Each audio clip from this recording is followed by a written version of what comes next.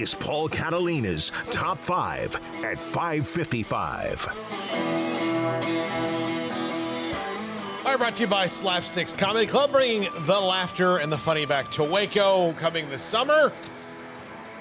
Working on the building right now. We're doing events. We did one on Saturday at Rogue Media Network. We're going to do another one on May 29th, so keep paying attention for information on tickets for that. It's a great event. We're going to have fun. We're going to have do events all over town until we can get the building open. So it's very exciting for Slapsticks Comedy Club. All right, top 5. Is everybody happy about it? Well, I mean, there's a couple people who aren't, but who cares? Most people should be.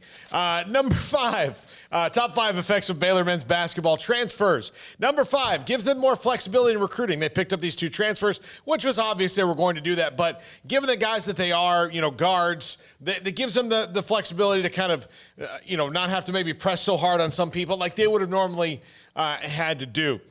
Number 4, this kind of allows L.J. Cryer, right, a little more space to find what his true role is going to be. I'm not worried about Adam Flagler. I'm not worried about Matthew Meyer. I'm not worried about some of those other guys. I mean, Matthew Meyer, should he come back to the NBA and not tell him, yeah, come out, which we don't think is going to happen. They'll find their roles. The veterans will find their roles. But L.J. Cryer is one who has lofty expectations, and I expect, he's going to need a little space to find what he's really going to do, if he's going to be the true point guard or not. I agree. Yeah.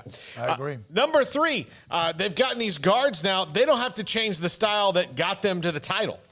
You wonder, you lose Maceo Teague, you lose Davion Mitchell, you lose Jared Butler, and Mark Vidal's going to plug into whatever style it's going to be. I mean, whether it's that or, what they used to do. But if you lose guards and you can't replace them, then you maybe have to change your style again, which the year after winning the title, you don't really want to do. And whether Dale Bonner, we don't know how much Dale Bonner's going to play. It's going to be a transition from Fairmont State to the Big 12, but he's gonna bide his time if he has to, but especially for James Akinjo, it allows them the time to morph into to continue being what they were. I agree.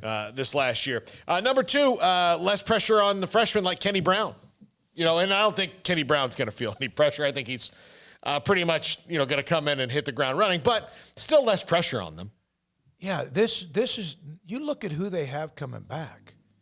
And even with the losses of those you mentioned, of the 4 core guys, and now Matthew Meyer's decision still has to come down the road at some point.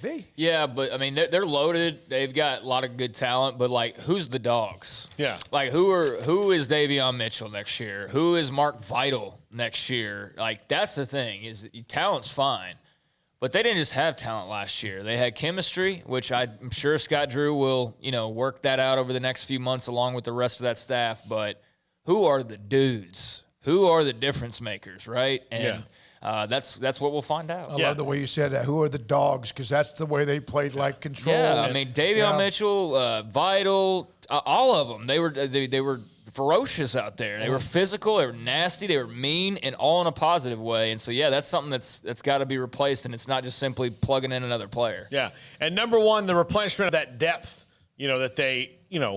that they had before. I mean, you need, the freshmen can't do that alone. So, and of course, there's some guys, Dane Danger, who will be a part of this, you assume. And, Jordan Turner didn't play a lot this past year, but he's going to be a part of that. And, another year, he's a pretty skinny dude. He's going to be in the Coach Charlie Melton strength program.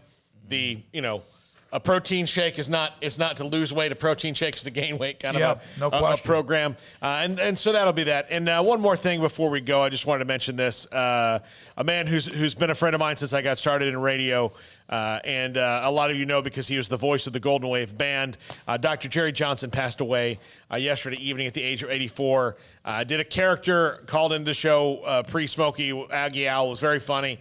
Really funny guy, really just a true gentleman, and a guy who was always very nice to me and very nice to us. And if you were from around Baylor, Waco, you knew Jerry Johnson, and you probably maybe had classes with him or whatever. But he was a wonderful, sweet man, and he will be missed. And I guess the good news is that Butch Henry is reunited with one of his favorite golf buddies in heaven. He had that voice that when they were coming on